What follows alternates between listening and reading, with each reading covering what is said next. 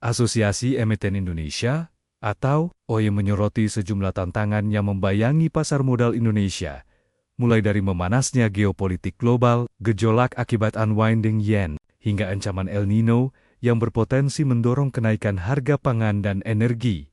Ketua Umum AIT, Arman Wahyudi Hartono menilai, kondisi tersebut dapat memicu tekanan terhadap pasar keuangan global. Namun, emiten dengan kinerja sehat, tata kelola yang baik, serta komunikasi transparan, dinilai tetap memiliki peluang untuk menarik kepercayaan investor. OI pun menekankan pentingnya kolaborasi seluruh ekosistem pasar modal agar Indonesia semakin tangguh dan kompetitif menghadapi dinamika global. Rekan-rekan media semua telah menunggu sampai sore hari ini. Jadi pada siang hari ini tadi kami telah memenuhi undangan klarifikasi dari penyelidik pada Direktorat PPA Polda Metro Jaya terkait dengan pertamanya nih pengaduan masyarakat yang akhirnya ditindaklanjuti menjadi laporan informasi terkait dengan dugaan tindak pidana yang kalian sudah tahu semuanya terkait dengan apa, adanya live streaming yang cukup ramai beberapa waktu lalu terkait dengan dalam tanda kutip ya adanya dugaan eksploitasi anak terkait dengan adanya penyebutan salah satu brand liquid vape lah pada saat streamingnya Saudara Janah atau biasa dikenal dengan Big Mo. Nah di sini mungkin saya ingin menekankan kepada teman-teman semua ada dua hal yang harus kita pisah. Jadi yang pertama ini tidak dapat kita tampik bahwa memang perbuatan atau peristiwa yang telah terjadi kemarin terkait dengan live streaming tersebut adalah perbuatan yang bisa kita katakan adalah perbuatan yang tidak dapat dibenarkan secara etika maupun secara kepatutan.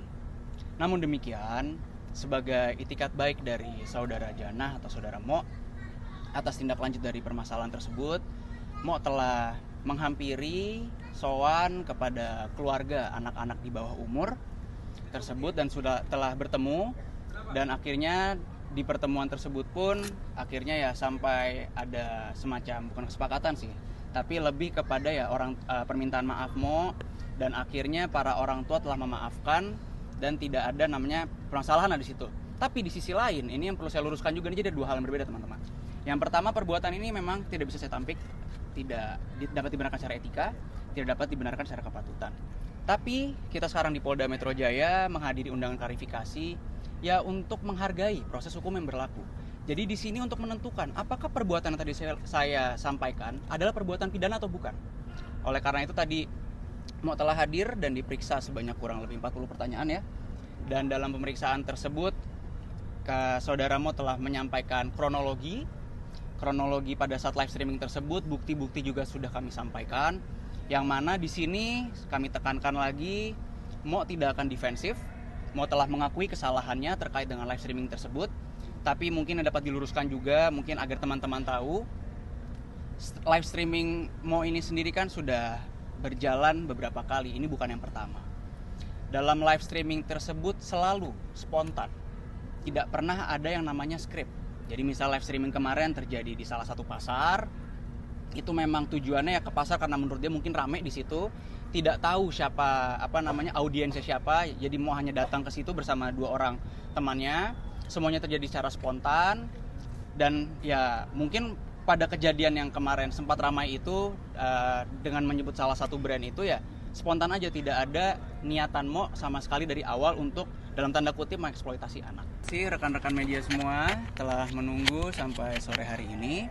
Jadi pada siang hari ini tadi kami telah memenuhi undangan klarifikasi dari penyelidik pada Direktorat PPA Polda Metro Jaya terkait dengan pertamanya nih pengaduan masyarakat yang akhirnya ditindaklanjuti menjadi laporan informasi terkait dengan dugaan tindak pidana yang kalian sudah tahu semuanya terkait dengan apa, adanya live streaming yang cukup ramai beberapa waktu lalu terkait dengan dalam tanda kutip ya adanya dugaan eksploitasi anak terkait dengan adanya penyebutan salah satu brand liquid vape lah pada saat streamingnya Saudara Janah atau biasa dikenal dengan Big Mo. Nah di sini mungkin saya ingin menekankan kepada teman-teman semua ada dua hal yang harus kita pisah. Jadi yang pertama ini tidak dapat kita tampik bahwa memang perbuatan atau peristiwa yang telah terjadi kemarin terkait dengan live streaming tersebut adalah perbuatan yang bisa kita katakan adalah perbuatan yang tidak dapat dibenarkan secara etika maupun secara kepatutan. Namun demikian, sebagai itikat baik dari saudara Janah atau saudara Mo atas tindak lanjut dari permasalahan tersebut, Mo telah menghampiri sowan kepada keluarga anak-anak di bawah umur tersebut dan telah bertemu, dan akhirnya di pertemuan tersebut pun akhirnya ya sampai ada semacam, bukan kesepakatan sih, tapi lebih kepada ya permintaan maaf Mo, dan akhirnya para orang tua telah memaafkan dan tidak ada namanya permasalahan di situ. Tapi di sisi lain, ini yang perlu saya luruskan juga, jadi ada dua hal yang berbeda teman-teman. Yang pertama, perbuatan ini memang tidak bisa saya tampik, tidak dapat dibenarkan secara etika, tidak dapat dibenarkan secara kepatutan. Tapi kita sekarang di Polda Metro Jaya menghadiri undangan klarifikasi ya untuk menghargai proses hukum yang berlaku. Jadi di sini untuk menentukan apakah perbuatan yang tadi saya sampaikan adalah perbuatan pidana atau bukan. Oleh karena itu tadi Mo telah hadir dan diperiksa sebanyak kurang lebih 40 pertanyaan ya. Dan dalam pemeriksaan tersebut saudara Mo telah menyampaikan kronologi pada saat live streaming tersebut, bukti-bukti juga sudah kami sampaikan. Yang mana di sini kami tekankan lagi, Mo tidak akan defensif. Mo telah mengakui kesalahannya terkait dengan live streaming tersebut. Tapi mungkin yang dapat diluruskan juga, mungkin agar teman-teman tahu, live streaming Mo ini sendiri kan sudah berjalan beberapa kali, ini bukan yang pertama. Dalam live streaming tersebut selalu spontan, tidak pernah ada yang namanya skrip. Jadi misal live streaming kemarin terjadi di salah satu pasar, itu memang tujuannya ya ke pasar karena menurut dia mungkin rame di situ, tidak tahu siapa audiensnya siapa, jadi mau hanya datang ke situ bersama 2 orang temannya, semuanya terjadi secara spontan.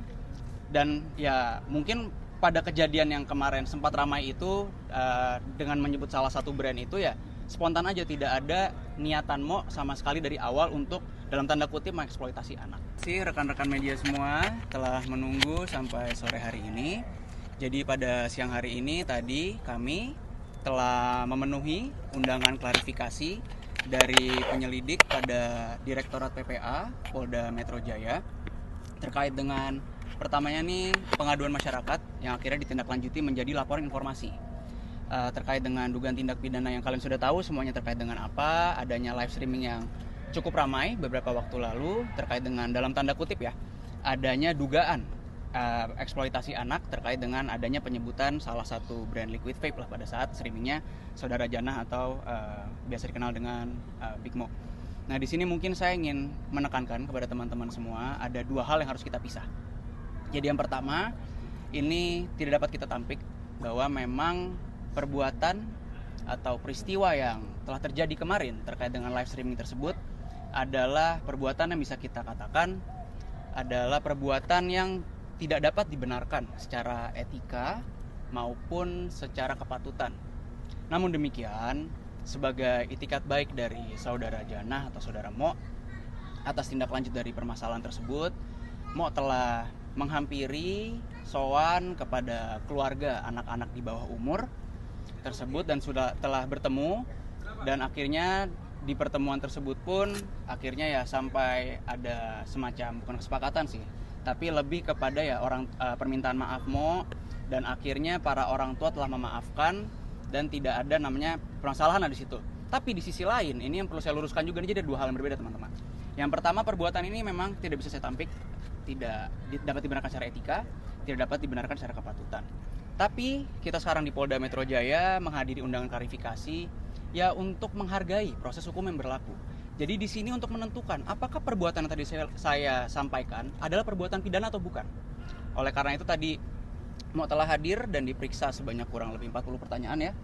Dan dalam pemeriksaan tersebut saudara Mo telah menyampaikan kronologi pada saat live streaming tersebut, bukti-bukti juga sudah kami sampaikan. Yang mana di sini kami tekankan lagi, Mo tidak akan defensif. Mo telah mengakui kesalahannya terkait dengan live streaming tersebut. Tapi mungkin yang dapat diluruskan juga, mungkin agar teman-teman tahu, live streaming Mo ini sendiri kan sudah berjalan beberapa kali, ini bukan yang pertama. Dalam live streaming tersebut selalu spontan, tidak pernah ada yang namanya skrip.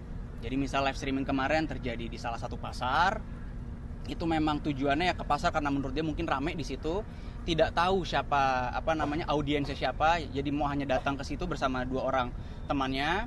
Semuanya terjadi secara spontan, dan ya mungkin pada kejadian yang kemarin sempat ramai itu dengan menyebut salah satu brand itu ya spontan aja, tidak ada niatan Mo sama sekali dari awal untuk dalam tanda kutip mengeksploitasi anak.